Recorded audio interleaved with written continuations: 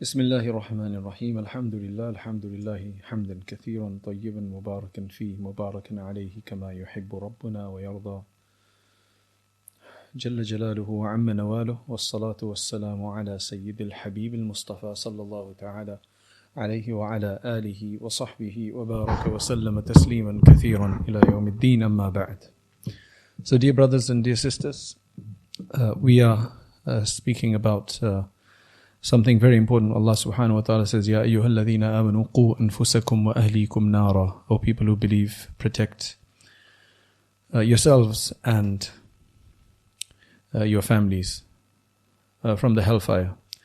I don't need to discuss the importance of that because who I'm speaking to is obviously here has taken time out of their Sunday afternoon to sit here and to be part of this. So I think the importance is not lost on you already. We have two sessions. In the first session, we're going to be discussing just some realities. And since most of us are adults here, you'll know exactly what we're speaking about. So these won't be much of the things which I'll be discussing. In fact, much of it is not going to be new, especially in the first session. But the reason I'm covering it this way is just so that we understand the milestones and we may get an idea of how to discuss this with our children to prepare them. So while we've all been through this, because most people here, majority actually, are adults. So they've been through these. I'm focusing on first the 7 to 14-year-olds and then 14 and beyond, because that's the early teenage and then later teenage, young adulthood. I don't know how much we'll be able to do, but in the 2 hours and so that we have, we'll also try to take questions. We've already received some questions actually.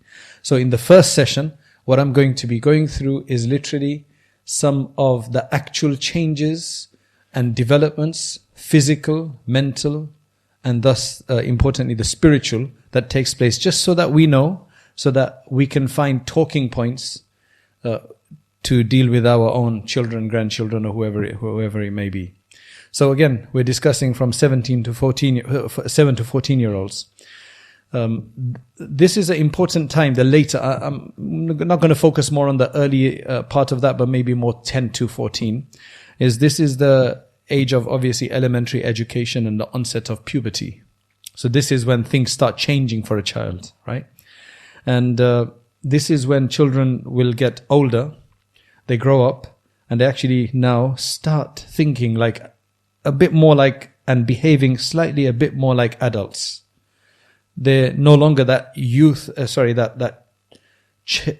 that childhood innocence starts disappearing, right? It was wonderful when it was there. It starts disappearing and it becomes more challenging. These usually start from between 9 to 13 in girls, which is earlier than from 11 to 15 in boys. Girls age quicker than do boys, usually. It's no discrimination there, it's just the way it is, okay? Right? This is what you call adolescence, right? This is what you call adolescence, where children mature into adults, and now they're becoming capable of having children themselves. So while we're not encouraging children to have, we're not encouraging people at that age to have children, although unfortunately it is happening. And I say unfortunately it's happening because I don't think our society is prepared for people even at that age. Those who get into the wrong relationships and then have children at that age, they don't know what they're doing, they don't know what they're expecting, and it just puts their whole life into misery. Yes, in cultures earlier on, centuries ago, or even a century ago, and throughout history, people did have children at young ages, you know. But that's not what we're encouraging, because I don't think we're anywhere ready to even do that. Okay? So, but physically they're becoming ready to have children. That's why so much is changing in their body. That's what we have to understand, that look, all of this change that is happening is because, you know, what Allah has created us for, which is for procreation as well. You are capable now of having that, not that we're encouraging it. Now, this is the time when many physical, lots of emotional, mental and spiritual changes take place. This is the time where it changes really fast. Children will start noticing that they look different, right? They start focusing more on themselves. they feel different, and they even think different just to a year ago. I don't think this happens overnight, that you just wake up and you start feeling different. Gradually it happens. And then, of course, there's a difference between what happens to boys and girls. So in a girl nearing adolescence, she might even gain a bit of weight for a growth spurt. And sometimes they can even grow a few inches, a few centimeters in a few months. Certain parts of their body will become larger to then resemble more like an older, an older woman. She'll start getting hair under her arms and around the private areas. A boy will go through a similar growth spurt, and boys might start eating more at that point. They need more calories or something to assist. Their shoulders may begin to widen. They will start getting hair under their arms and around their private parts, and maybe even longer sideburns, and maybe then eventually on their face and chest. With the boys, the sound of their voice will get deeper, more like a man's voice. And buying shoes at this point gets very difficult because they keep growing out of them every few months, right? Unless you've got a lot of hand-downs from before, then they can just carry on, right? This, from a spiritual perspective, this is the time to emphasize salat and religious more. They was always encouraged, but now, soon it's going to be time when it's going to become binding on them. When they become baligh and mature, it's going to become binding on them. Okay, few of the more emotional aspects here, which is very important for us to understand, is that children around this age now start becoming more sensitive to criticism. I mean, some children are already very sensitive, but they start feeling angry easily. They could get moody and emotional quite a bit, right? I don't know if anybody can remember all this. They start, some children start to interact with their friends a bit more. And then the problem with that sometimes is that they're going to start learning a lot more values and ethical or non-ethical standards. So there's going to be a lot of that confusion. That's why parents should actually be very careful and supervise their visits to if there is any such thing. Some families have made it a very clear ruling. You don't go to anybody else's house. We don't mind if your friends come over here, but you can't go to any. And I think that's a really good policy unless you really know this family. Otherwise, be very careful of any new families you'll send into. We're not judging the family, but it's just want to be careful. In fact, one of the things they say that some of the earliest sexual encounters that teenagers have, their first one is usually in sleepovers. And that could be with cousins. So one has to be very, very careful. They have to be constantly on the lookout. You'll have your 12, 13-year-old, and maybe until now you've got cousins who are male and female, and they've been sitting together playing and, all the rest of it. Now that they're baligh, 13, 14, 15 years old, they can't be sitting next to even a 9 or 10-year-old. You need to tell them, look, that's inappropriate now. That's inappropriate. We just don't do that. We're not sexualizing them. We're just telling them what's appropriate, what's inappropriate. Okay, at this time as well now, children may feel shy in some cases because they're developing a more kind of self-consciousness. So they shouldn't be suppressed at this point. They should be encouraging to say what they're feeling. It's better to know what your child is feeling than to not know what they're feeling. And they're just divulging it to somebody else that they trust because we haven't created that trust. One of the most difficult children to bring up are closed children who don't show you anything, or they just show you a sulky mood but never speak, and you can't even get them to speak because you just don't know what's going on. So it's good to encourage people to speak and to not judge them straight away and to take measures in a more measured way. Body muscles will obviously start growing stronger at this point as well, and hopefully they become inclined to some kind of sports, which is good to let them vent themselves and express their energy and release some of the pent-up energy that they have. Because remember, at this age now, in many traditions in history, people started getting married and children. They would go and work in the fields or whatever. They'd come back home, there's nothing else left to do. So let's produce some children. That was standard. Again, there's not an encouragement here, but somewhere that energy needs to go somewhere. They start depending more on themselves. They're focused on their eating, clothing, personal hygiene, right? So that's something we need to teach about what personal hygiene is. They need to have the right guidance, because in Islam we have proper etiquette of personal hygiene. So it's time to teach them the etiquette, which we should have already taught them. If not, then at least at this time, we should have already taught them the etiquettes of eating, drinking, and socializing. At least socializing now we can. Although we've been teaching them like how to make salam, how to welcome somebody, these things. We should also, if we haven't taught them already, we should start teaching them du'as. In fact, we teach them in maktab, so that's really good for the various different aspects, right? Now, in the beginning, children will prefer the company of their own gender. But then as they start getting more towards the later teens or the higher teens, then they're going to be obviously focused on the other gender. So that's where guidance is very, very important.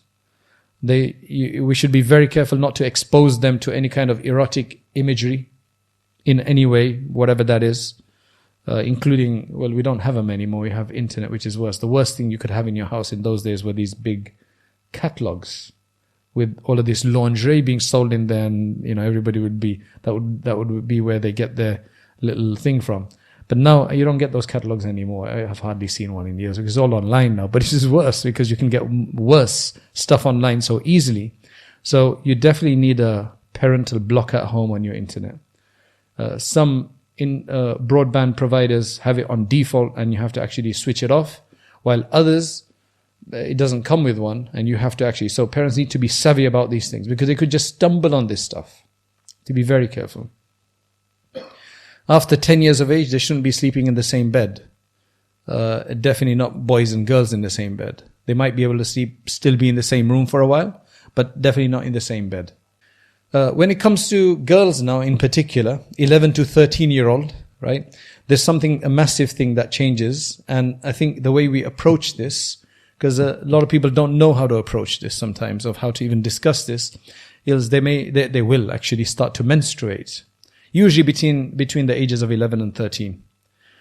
A few days, 3 to 7 or something days each month, a small amount of blood is released from the private parts.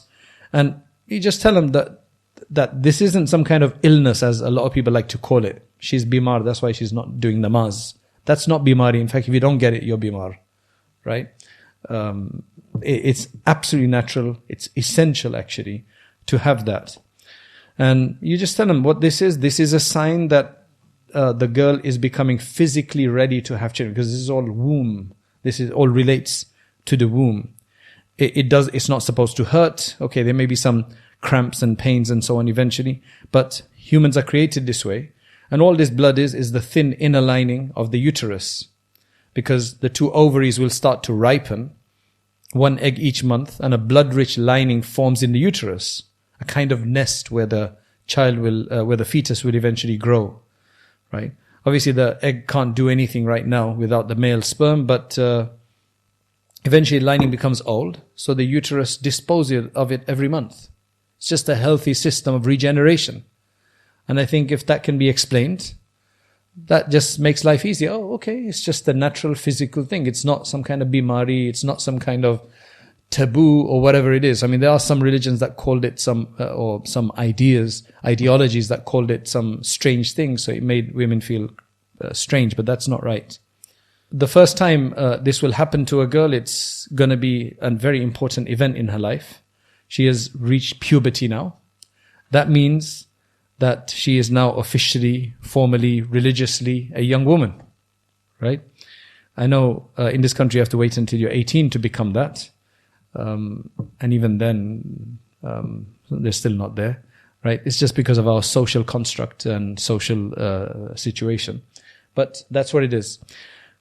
What we have to teach our children from a young age, and then especially at their age, is that from this moment on, you're responsible for all your religious obligations.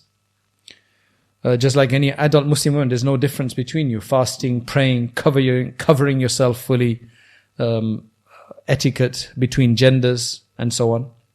As I said, some women will feel some cramps or tired or irritable during this time. There's a hormonal change that takes place at this time. And if you just tell them that this is what could happen, then they'll be able to understand why they're feeling grumpy one day or irritable one day. Right? So this is all part of tarbiyah. Who else is going to teach them this? The school sex education?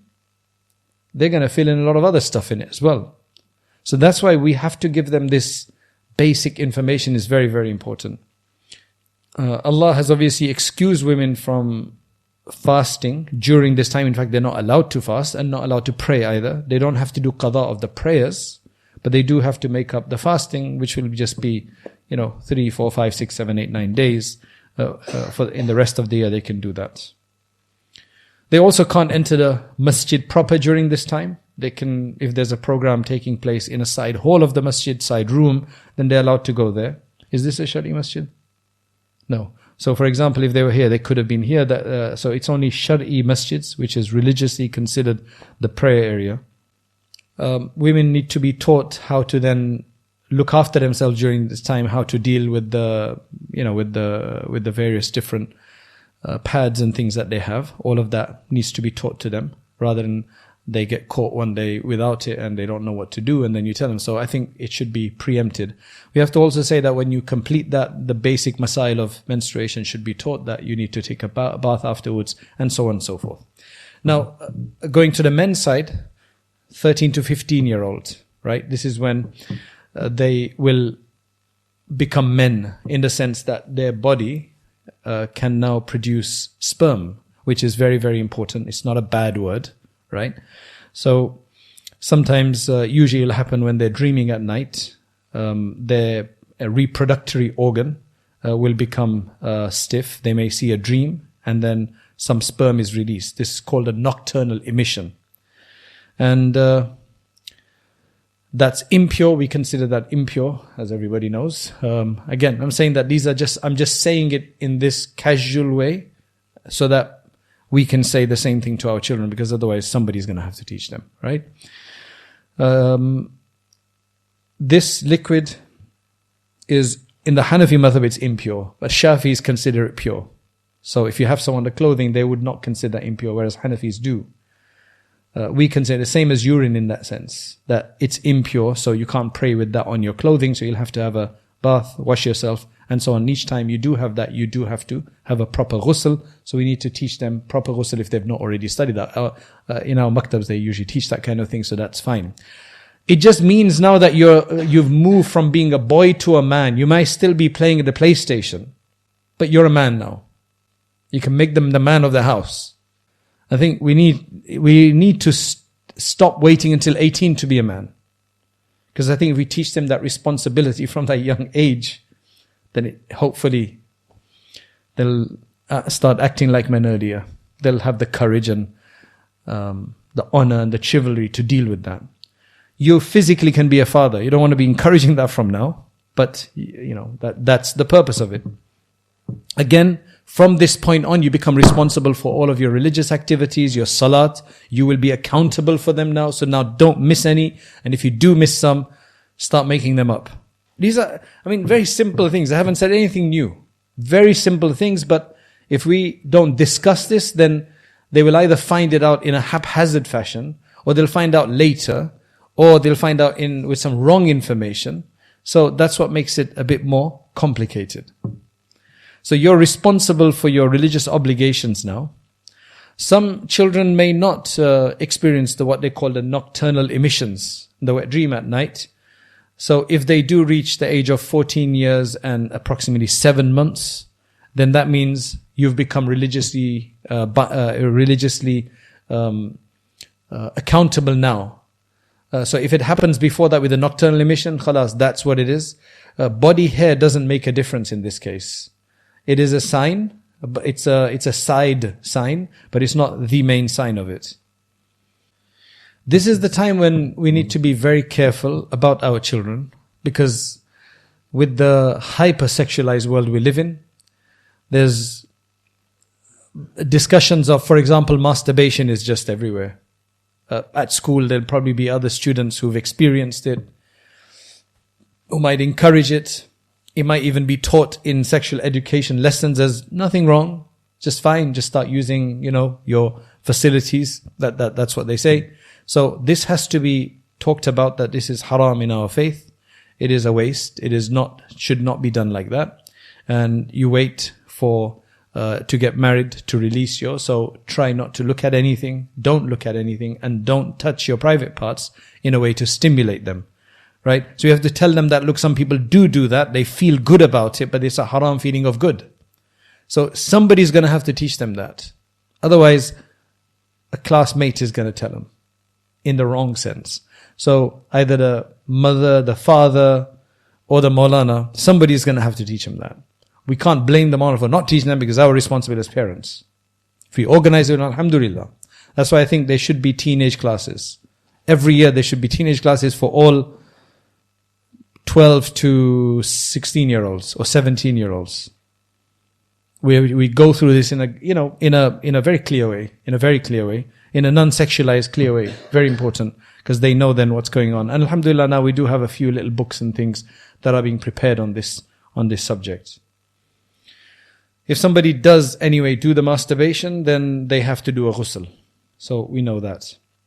Now, if we move on to 14 to 21, they've become baligh now. Both the girls and boys, they've become baligh now, they mature. Now, obviously, they'll start asserting themselves more. Now, this is a very critical time, because a lot of maktabs, because they've probably, if they've done well, they've completed their Quran at the age of 11, 12. MashaAllah, Quran puru kari lakhu, as they say. Now, you're farigh. You've done Bukhari, you've done more than Bukhari. Just, you're done. We don't have space for you. In fact, I would say that it is profoundly more important to teach the children between the ages of 12 and 16. This is the time, and it has to be a totally different way of teaching. More discursive, more consultative, more discussion based, because this is really when they're making their mind. We've given them a firm basis, inshallah, through a good maktab before that, but now it needs to be a much more easygoing, open-minded kind of discussion, so that they can come and vent what they're hearing, listening, observing outside, and actually setting up their scene. And it's a massive deprivation if you don't do that at this age. This is the most important age. It's always important, but this becomes really critically important at this age. So the muscles will start growing. You might see that your children, that age, they might want to start going gym, and they start looking at their muscles and they think they're very strong now, and bichara, they, alhamdulillah, and the girls will start becoming more feminine. They might start copying and becoming more self-conscious of others. Hair more growth of hair on the face and so on as well for the boys and so on. And there'll be different inconsistencies in growth spurts sometimes. Sometimes they could grow very quickly in a few months, and then they're slow again, and so on. Now, what we have to tell them is that there's going to be a lot of adjustments now in these next 4 or 5 years. There's going to be a lot of adjustments. Just take it easy. And it's just fine-tuning of Allah's just fine-tuning your body to eventually get it to where it's going to be. And then by the ultimate age, then it's going to stop there. So, I think if they just understand that, it'll be easier. The biggest problem at this age, aside from this physical, biological issue, the biggest issue at this age is making decisions. The emotional aspect is the critical problem here now. Because their emotions are all over the place. They've just realized that they've got, mashallah, a lot of capabilities now. They can stand down there, they can start thinking for themselves. So there's going to be a lot of back and forth with the parents. They may not want to listen to us as parents anymore. So they want to start following their emotions rather than their rationality. Their rational faculty hasn't still fully grown, but the emotional faculty is there already. Their hearts have conquered their mind, so they whatever comes into their heart, they're going to want to do. And their feelings and emotion will dominate their reason. So at this point, they become very self-conscious. And they start worrying more about how they look, about themselves. You'll have to tell them, look, you might need braces. It's at this age that you start seeing them all with braces. They get acne and spots and stuff on their face because, again, it's just various different internal changes that are happening. So it's just, tell them, look, this is just natural. It'll go away eventually. Some might start getting worried that they're too tall or too short. Not tall enough yet. I'm not too short yet. What's going on? Or too fat or too thin. This age, it could be anything at this age. It's eventually going to come to where it is supposed to be. So all of this can make them kind of nervous and unsure about themselves. Some might even start worrying about their future career, like where am I going with all of this? What kind of education I should follow? Or I don't want to do anything. I just want to enjoy myself, right? That's another career, right? Some might even be worried about who's going to marry them. Wallahu alam, and I think that's maybe a minority.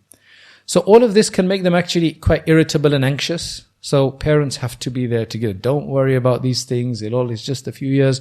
You'll be fine. Don't worry. We have to give them a lot of reassurance. One of the things that we have to understand is that we have to just make an effort in the first two. First one or two, especially if we've got more kids after that, and they will do half the job for the rest of them. Especially if we've got a gap in between. It's Allah Ta'ala has made a wonderful system, but our job does become easier eventually for the later children, and we have a lot more experience as well. The problem is that we don't want to learn through experience where we've messed up our first child or second child and then we're fine with the other two. That's why these classes are important, so that we don't basically make a big mistake and then realize it too late. So hormones are now developing and maturing. So this is why, as the body is growing and the hormones are coming in, so there's going to be mood changes. Boys may feel restless or angry for no apparent reason. It was fine like 5 months ago, but now you get these complaints. Started acting very irritable, restless. Girls may start crying more, sulking over small things, shutting themselves in their room, becoming irritable at the slightest thing, becoming very sensitive. Some of them want to start being treated as adults. Why not being treated as adults? But then they want to act like children, so they get the best of both worlds. Now these feelings are going to be confused because they don't know, it's the first time experiencing this, so they don't know. We have to just tell them, look, don't worry, this is normal. This is the way you're going to be. Don't worry about it, If they know, that's like, okay, hopefully that will benefit them. As long as it doesn't become uncontrollable. These things should not become uncontrollable. That means there's something else which is a problem. A bit of irritability, a bit of confusion is fine. That's normal. That could be fine. But if it becomes uncontrollable, then there must be some other issue. Because healthy people learn to control their feelings and emotions and think twice before speaking and acting on them. The one good thing is that at this age though, the child, because the mind and intellect is developed, you're going to have somebody who can give you mashwara, who can consult, who can assist now on a manly level, or a female or a womanly level, and they can learn now more complicated things, many skills that they can start to adopt, such as cooking, taking care of children, fixing things around the house. And I think we need to understand that and start all of that soon. Because as I said, in the Western countries, they've waited until the age of 18.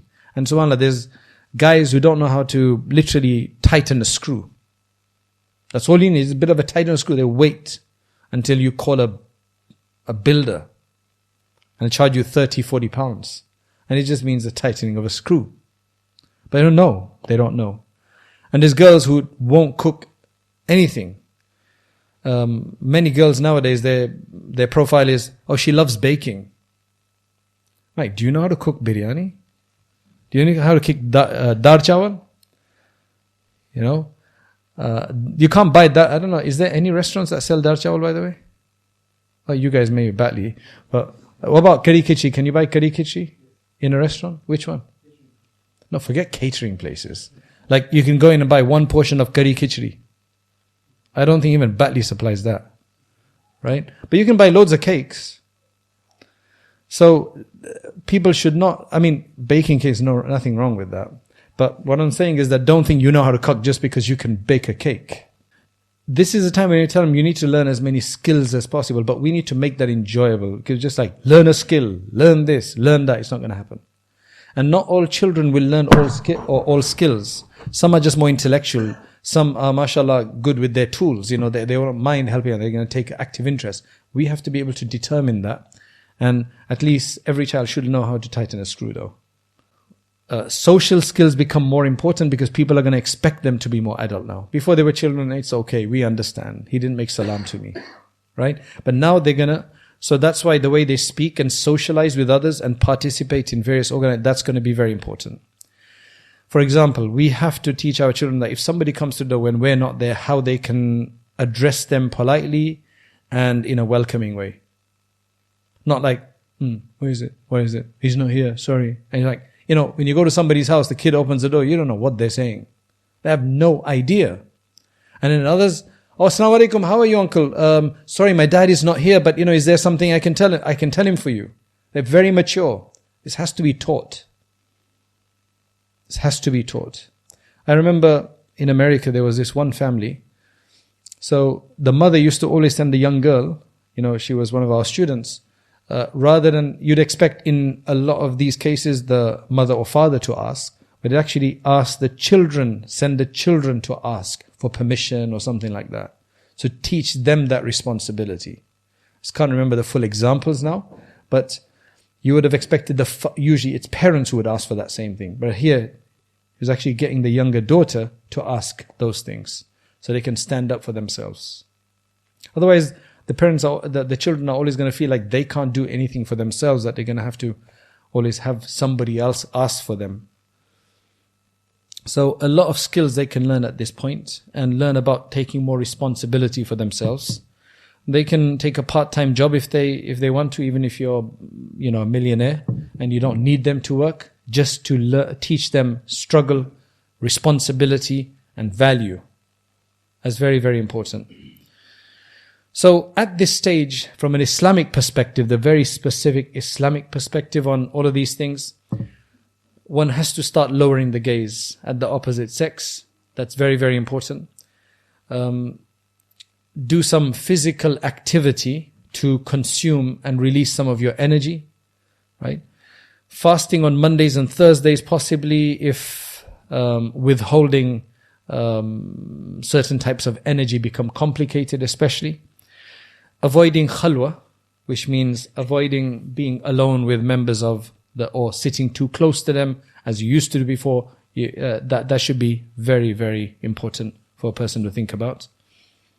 And then, of course, separation of the bedrooms and things like that as possible. In fact, I think it's in England, even the council, they require that children over the age of 10 have to have separate bedrooms, or they count them, like, you know, when people are looking for how many bedrooms that they're entitled to, then that's how they count it. If it's 3 boys, 2 boys, then it's okay to be in one room, and if it's 1 boy and 1 girl, then so that's something that scientifically that they've understood as well. La ilaha illallah. See, this is going to also be the time when children are wondering about themselves as human beings, who they are, what they want to be, what's their purpose. That's why the maktab is very important. It's much more difficult to teach younger children the purpose of life because they're just not focused on purpose right now. They're just focused on growing up enough. So they'll memorize stuff, they'll learn stuff, they'll know how to do stuff. But I think on a deeper philosophical level, most children aren't going to understand until they get older. That's why this is the time to do it. That's why I've asked a lot of people that since Maktab, have you read any book on Islam or taken any course on Islam since you were 9, 10 years old? No, they haven't. So they've never studied Islam formally. After being mature, they've never studied Islam formally. What was taught to them as childhood was not advanced enough. It was the basics to get them through, which alhamdulillah I did, hopefully. But now this is the age to do it. Right? So they'll ask, who am I? Why am I here? What is life all about? Why are there so many problems in the world? Why are people being massacred in Gaza? Why can humans be so cruel? Why can people just stand around and not do anything but in fact support aggressors? Why can people do that? We have to talk to them about it. Because we don't want them to misread this somehow and become aggressive to a level of, hatred in a way that is unhealthy. We have to give them some understanding of that and a way to show them Allah's timetable, Allah's mercy, Allah's whatever Allah wishes to happen. So they'll start asking a lot of questions, and sometimes the parents don't have time for this, so then they'll start dismissing them, and there'll become a lot of tension between this. Teenagers, you become a bit more stable by the age of 16 to 19. That's when they start stabilizing from this immaturity stage, but 16 to 19, and then they might get another stage of complication. But usually this childhood immaturity and just breaking over to the maturity side, 16 to 19. Then they become more stable at 16. I guess we just have to tell them that this road to adulthood is a long and difficult one, and it requires a lot of patience from everybody involved. And you get the benefits of that later. So we're not doing it for nothing.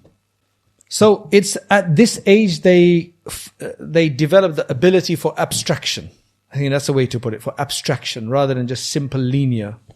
They start to conceptualize and imagine things. They can start anticipating problems and devising solutions. Before they could only think about their immediate present. They just wanted this now. Now they can, after 16, they can actually start thinking of the longer game slightly. They start to understand that the importance of day and time. They can start understanding history now, that they occur in a particular phase in history. There were people who passed by before us. They might start wondering about their great-grandfather or their great-grandmother now, right? Who are they? Before, if you never saw them, now you might wonder, what do they look like? What did they look like? Do you have a picture? Allah. So they kind of start thinking about immaterial things, non-material, abstract ideas, beginning and end of the universe and so on, where we're going and so on. All of that discussion could happen. Of course, a lot of daydreaming and fantasizing can take place at this time as well, because remember, they're worried about their future now, so they're fantasizing or dreaming, daydreaming.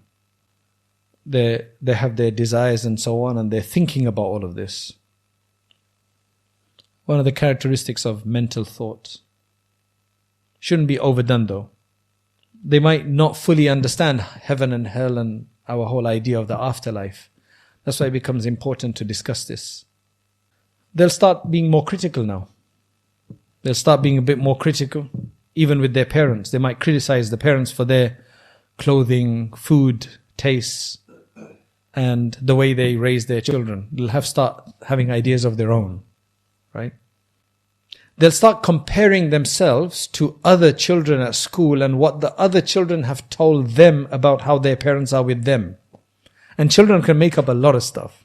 So your friend at school can tell you that his mum buys him everything. You don't see any sign of it, and you just feel so bad because your mum and dad doesn't buy you anything, rightly so. Doesn't buy you everything, rightly so. I think, man, I wish she was my mum and dad. So you have to tell them that, look, not everybody is what they say it is. And even if there is, it's not healthy. You have to make them feel very content with your own style, as long as your style is good.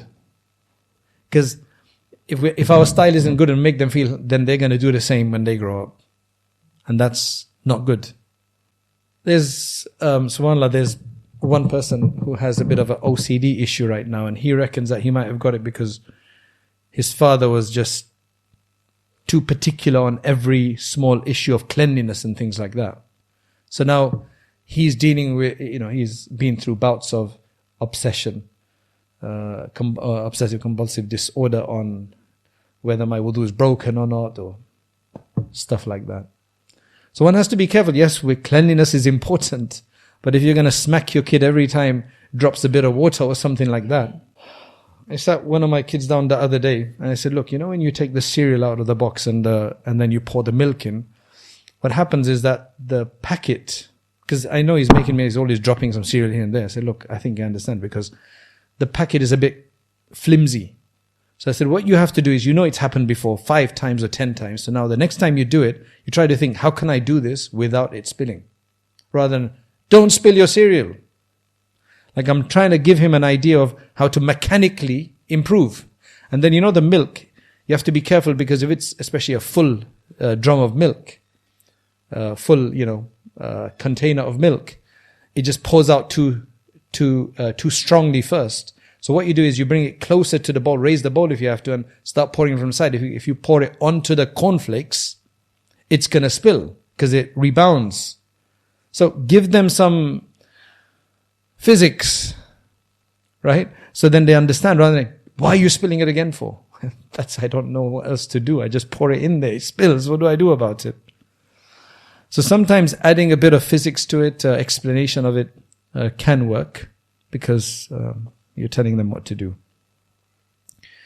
Teenagers at this point become idealists. Do you know what an idealist is?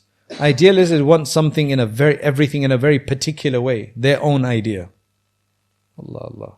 If it's the wrong idea, then we're in big trouble because they think that is right. That is the idealism. And obviously their idealism is obviously skewed because they haven't had experience of the rest of life. So you have to find a way to tell them that, look, this isn't the way it is.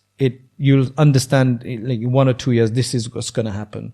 And there's other ways of looking at this, but look at that experience, look at that experience.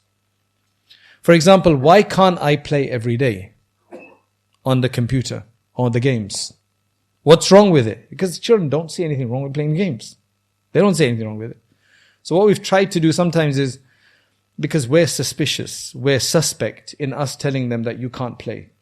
You just don't want us to play. That's it. That's the end. You don't want us to play. You hate me playing. But like, why do I hate you playing? They don't think about that. You just don't want us to play. You want to make life miserable. So what you do is get a analysis from a third person to show the harms of this. Neutral meaning some person on YouTube is not relating. Listen to this analysis. So it's not coming from the parents. That to help them straighten their idealism. We've jumped into teenagerhood. This is the critical point. This is the most critical point. The most rockiest point on your journey. Then after that gets easier. There's still going to be things to contend with, but this is the most difficult thing. Okay. This is where some of them might even reject authority of their parents and societies and so on. I think if we've taught them respect for elders, in Islam we have this beautiful aspect of respect for elders, respect for religious people, respect for your teacher. That helps hugely. If we didn't have those etiquettes built in, then can you imagine there'd be no grounding. So respect for elders is very, very important. To teach them that from a young age. Remember, we jumped into this stage, but a lot of this would become easier if we've done our job well from a young age. I just didn't want to waste time with that because we only got 2 hours, right? To go through that. I've got a number of lectures on that age. This is the first time I'm doing this younger teenage. I don't have any lectures on this particular age. It's the first time I'm doing it. But remember, you can make life easier if you're on the same wavelengths from a younger age and they've been taught all of these etiquettes, and a lot of this would be easier. I just signposted a lot of these ideas and I'm just sharing ways of just simply talking about it. Right?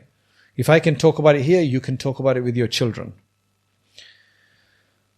Some parents are going to ask that if I've never spoken about any of this before, how do I start speaking? It's kind of like embarrassing, or how do I... So I think you just have to use some strategy. Find an excuse to speak about it. Talk about it from another person's perspective, not about them. Like, oh, look at that. Look, why if there's somebody else's kid who's not, why? And you give the analysis. So you're telling them, but you're telling them not about themselves directly. It's about somebody else, but they should understand we're the same people, we're the same age or going into that age. That helps a lot. The problem with allowing the children to develop their idealism, if it's not correct, is that the world is not going to come out that way because it's too idealistic and not realistic. So what's going to happen is they're going to become completely helpless and hopeless because they're going to feel that I can't follow my ambitions, or they're going to learn from it maybe. But we don't want them to lose confidence. So we help them to manage that. Very important to have a lot of parental guidance and hand-holding at this point, because as I said, teenagers will want to do things for themselves. And then they'll make mistakes in that. And then they're going to get burnt, they're going to get despondent, or it might teach them. But But we don't want to leave it to that because we're trying to help them with that. The Prophet ﷺ, we have traditions that talk about ash-shababu shu'batun min al-junun. The youthfulness, age of youth is a stage of insanity. It is not insanity, of course not, but it's a stage of it. What does that mean? Is when you're insane, you can't see right from wrong. If somebody's crazy, they don't know what they're doing. So he says it's a stage. It's just one stage of the stage of insanity to show that you're not thinking properly. And the studies show that. The studies actually show that our cautious mind only develops actually around 27, 28. So around 21, 22, while we've come out of all of the other adolescence and all of that, we're still not averse to risk taking. We can take a lot more risk. That's why insurance will be much higher at this age as well. They know that. Right? So only when you're 26, 27, now you'll actually look at things, the brain has fully developed in that sense at least. So they need to also see achievements. Because when you have an achievement, then humans are usually goal-oriented. If they get achievements and they have success in certain things, then it lets them go for the next milestone, the next ambition, the next goal. So what could help is well-defined responsibilities that they can actually have been told exactly how to do it. They can fulfill them. They get a sense of routine and they get a sense of achievement. That's very, very important.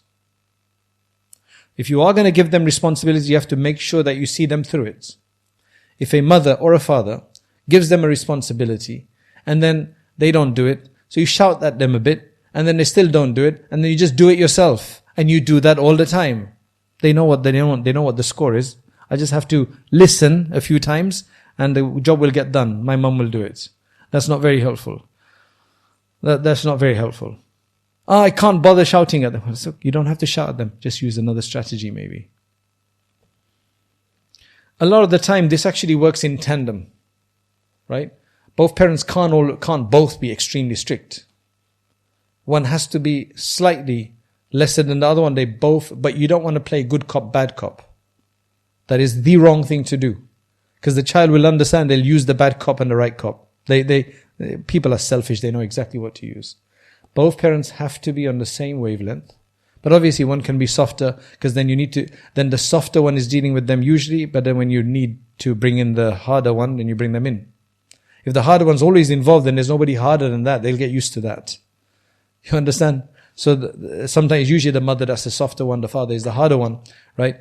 So the mother might complain, you never get involved. Well, look, if I get involved every time, then they'll get used to that stage, and then there's no stage beyond that. Then I'll have to bring in Maulvi Sahib, which is the wrong thing to do, right? To scare your children with Maulana, because I think that's the very wrong thing to do. That's why they don't open up to the Maulanas. MashaAllah, teens have the ability to memorize and do a lot of those good things for themselves. So one thing, after saying all of this, I'm going in detail, but I think the best thing you can do for your teenagers, you know what that is to keep them busy. That is the best thing you can do. Make them work hard for their entire teenage years. And believe me, it's going to be tough, but if you've made them work hard, where you've given them their own desire to do these things. So if you got somebody who's going to school in the morning, in the daytime, doing some part-time alim course or something like that, or some other training if it's not alim course in the evening, and even in the weekend they've got some responsibility. I'm not saying 24/7, but enough responsibility, then there's no idle mind. As long as they're getting achievements at the end of it. It could be a part-time job. If you've got a family business, get them into that if it's enjoyable, right? That is going to be tough those years, but they'll come out knowing how to deal with things. And their teenage years have been protected. It's very, very important. It's not always easy, but if you can keep them busy, you'd rather keep them busy than doing nothing. They've got enough time to relax afterwards. You can't get children to memorize stuff at this age now. You can, but it's easier to get them to memorize things from a younger age. All of our children who've memorized Quran quickly and easily, they can memorize a lot of other stuff. But, Alhamdulillah, we have a tradition of hifz, but we need to increase that. Especially the ulama and so on. The only one compassionate complaint I have against my teachers is that they didn't make me memorize enough. It's a compassionate complaint. I think they did wonderfully. Allah bless them, reward them abundantly. But I wish they'd just done that. So that's why it's important that if you've got a kid who's done hafiz, then let him do azhar. He's got a mind to use it. Incentivize it.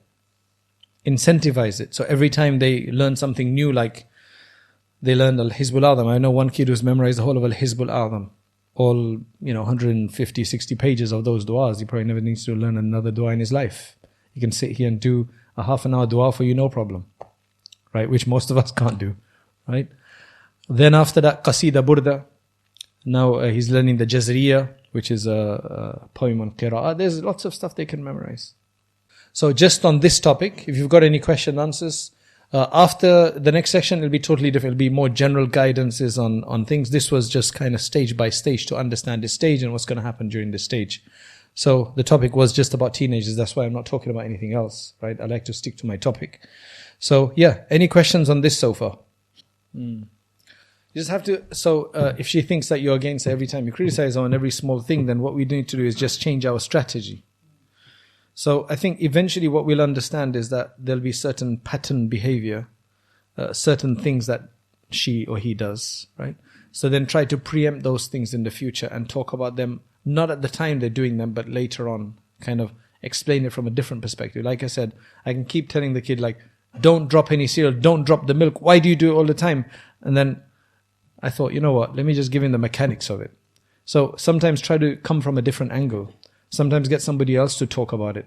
I'm just giving ideas. Number 3, talk about somebody else without doing it in such a blatant way that she knows you're talking about her. Talk about somebody, a genuine case, in a third person scenario, and just make lots and lots of dua. So, or have somebody else speak to them. You know, what's interesting is that they've done a lot of studies on child rearing. I think the ultimate conclusion is that there is no perfect way. Scientifically means there's no reproducible way that you can child rear and it comes out 100%. Like there isn't. That's what ultimately all the research culminates in. So in our religion, in Islam, we also don't have a one way fits all either. There's just broad and specific commands for different ages. Like give them a good name, do this, do that, separate them in their beds. There are general ideas. And then akhlaq. All the teachings in akhlaq bear down on this as well. So I know at least 1 or 2 sets of twins brought up in the same house, born around the same time, just a few minutes apart maybe. Same food, same parents, etc. Love the same way, but they're very different personalities. Allah creates everybody individually unique. So what works with each one, even twins, is gonna be not the same. So but there are just broad general ideas that we can use and keep adjusting, and a lot of dua and get to, inshallah, to success. But the secret is to start earlier. The point of a lecture is to encourage people to act, to get further, an inspiration, an encouragement, persuasion. The next step is to actually start learning seriously, to read books, to take on a subject of Islam and to understand all the subjects of Islam, at least at their basic level, so that we can become more aware of what our deen wants from us. And that's why we started Rayyan courses, so that you can actually take organized lectures on demand whenever you have free time, especially, for example, the Islamic Essentials course that we have on there, the Islamic Essentials Certificate, which you take 20 short modules, and at the end of that, inshallah, you will have gotten the basics of most of the most important topics in Islam, and you'll feel a lot more confident. You don't have to leave lectures behind. You can continue to leave, to listen to lectures, but you need to have this more sustained study as well. Jazakallah khairan. Assalamu alaikum wa rahmatullahi wa barakatuh.